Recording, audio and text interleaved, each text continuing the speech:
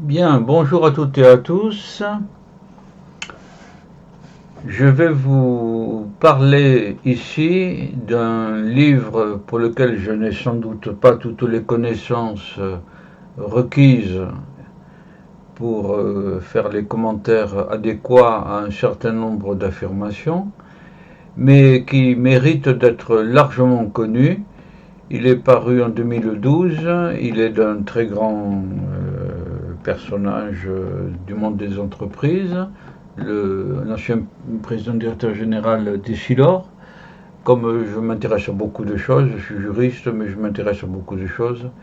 J'ai lu ce livre il y a plus de 10 ans, et donc je vais vous en rendre compte ici. Et si cela vous intéresse, vous pourrez en faire l'acquisition sur Amazon ou sur une autre ou ailleurs. Voilà. Donc le livre s'appelle Si on faisait confiance aux entrepreneurs. Il est de Xavier Fontanet. Il est paru aux éditions Les Belles Lettres. Voici le portrait de Xavier Fontanet à droite. Ce sont des morceaux choisis, c'est-à-dire que j'ai lu. Avec notre méthode intellectuelle, nous avons lu, souligné, recopié et surtout synthétisé la matière de ce livre pour la présenter ici. Oui, car il y a beaucoup d'analystes, mais il y a beaucoup moins de gens qui font des synthèses. J'ai reclassé, vous allez voir, j'ai reclassé tout d'après une méthode à la Descartes. Donc, discours sur la méthode. Bon. Xavier Fontanet a été le directeur général, puis le président directeur général d'Essilor. Voilà. Dans sa formation, il est passé par le Boston Consulting Group, dont le fondateur mythique est Bruce Anderson. Ce monsieur parlait tout bas pour forcer les gens à l'écouter. Voilà un premier enseignement remarquable. Parler tout bas pour forcer les gens à l'écouter. Xavier Fontanet dit: je suis issu d'une famille de... C'est remarquable ça, hein. Donc, je suis issu d'une famille de médecins, de notaires, d'officiers de marine, d'hommes politiques et de religieux. Autant dire que je n'étais pas prédestiné au monde des affaires. Ah, voilà, le Boston Consulting Group m'a ouvert la porte. Intéressant. Formation génétique héréditaire très diverse, et donc un homme qui en résulte très divers aussi.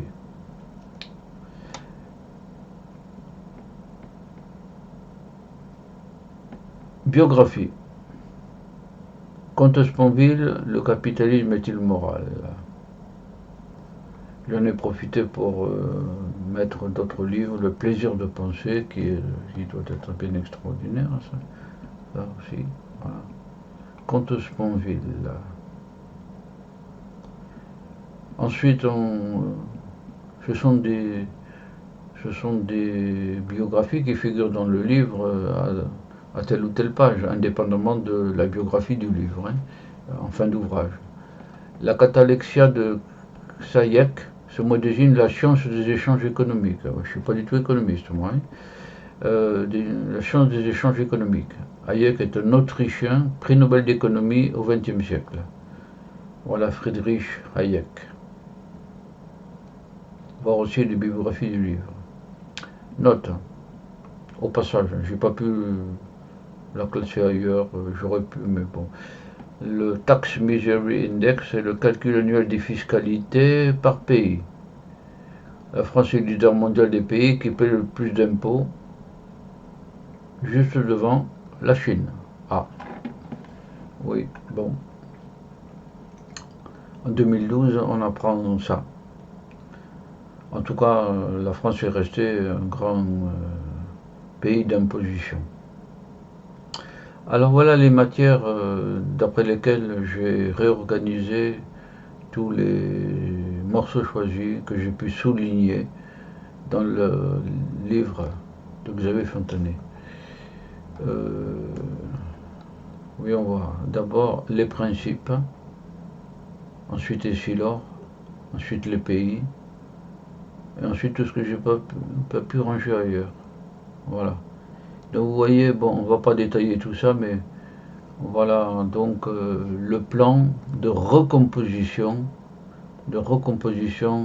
du livre, Les principes, évidemment, j'ai l'habitude, j'ai fait ça pour l'histoire de l'Allemagne, pour des tas d'ouvrages, hein. Après avoir recensé tous les morceaux choisis, il y en a de plus remarquables que d'autres, et donc je les regroupe en début sous forme de principes, par exemple. Ce serait utile pour comprendre l'histoire des États-Unis, par exemple, d'avoir quelques grands principes qui éclairent la matière, ou l'Allemagne aussi, ou la Suisse, etc., ou ce qu'on voudra. Bon, voir, mon site de culturesociétale.com, où il y a tout. Il y a les heures de cours, et puis d'autre part, il y a une cinquantaine d'ouvrages que j'ai lus, résumés, morceaux choisis, etc. Bon. Bon, donc voilà les matières, c'est très divers, hein. Voilà. Alors les commandements. D'abord, il faut parler vrai. La parole engage. Oui, oui, c'est la parole. Si c'était l'inverse, ça n'aurait plus aucun sens. Il faut responsabiliser. C'est évident aussi. C'est très. La responsabilité personnelle est quelque chose de fondamental. Il faut faire appel aux consultants. Oui, oui, oui, oui. Le savoir, on est limité. Donc, il faut savoir faire appel à ceux qui savent.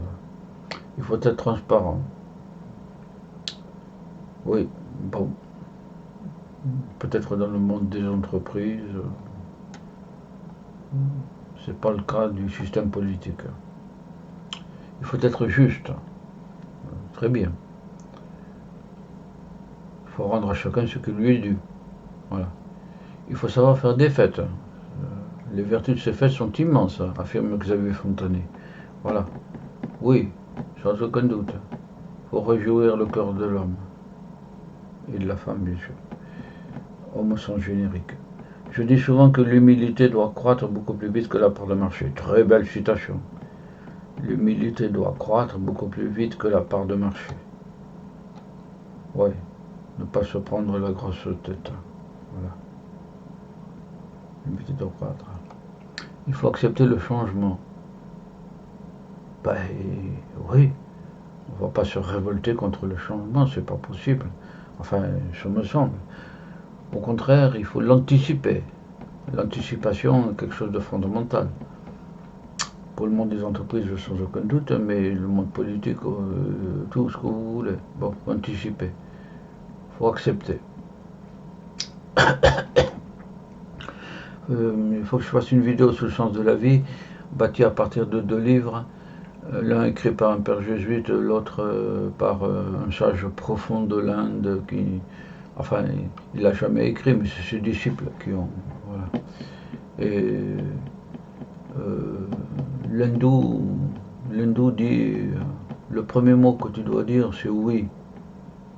Oui. Se former un nouveau métier, car tout évolue. Et oui.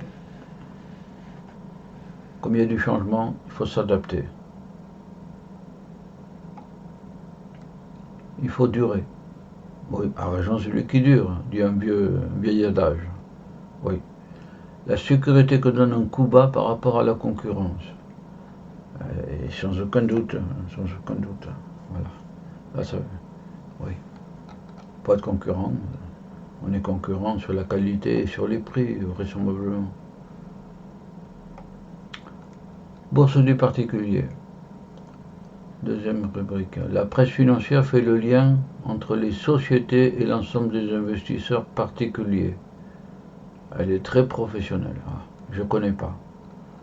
La presse financière. Ça ne manque pas de documentation, bien sûr, sur le sujet. Il faut réduire l'importance des SICAV. Il serait infiniment plus sain de revenir aux actions avec leur nom et leurs caractéristiques chiffrées. C'est la notion de transparence. Ça, voilà. Bon. Que tous ceux qui ont des connaissances plus poussées que moi en fassent leur profit. Il y a d'excellentes émissions de télévision sur la bourse.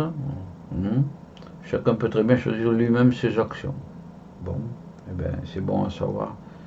La culture financière étant moins développée en France ou en Europe qu'aux États-Unis, on ne peut que faire son profit de ce genre de conseils.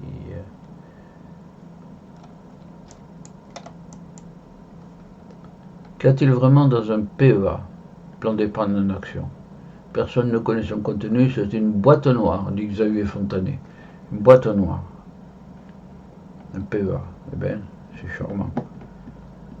Choisir entre les options dynamiques, bon père de famille, est un exercice dérisoire. C'est bon à savoir. Je suis favorable à la fin de ces produits illisibles et mal nommés.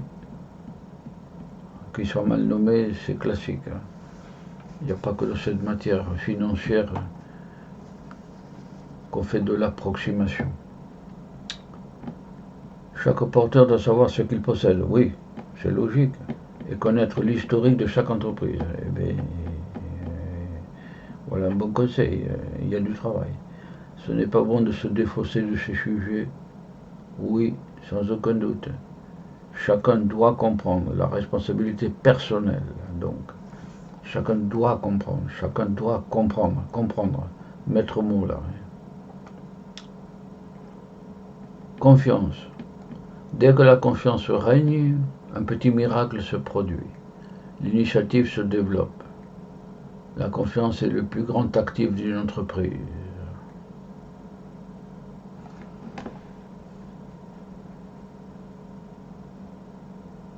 Très belle citation. Là. Les propos qui ne sont pas entre guillemets sont des synthèses d'une idée qui s'effiloche à travers plusieurs phrases. Donc c'est moi qui suis à l'origine de cette synthèse. Par contre, les propos entre guillemets, évidemment, sont de Xavier Fontanet lui-même. Les gens bien dans leur peau, oui, sont créatifs et entrepreneurs, oui, sans aucun doute. Encore faut-il que la stratégie soit bonne. Et oui, bien sûr. Voilà. La stratégie. La confiance est quelque chose de fondamental, bien sûr.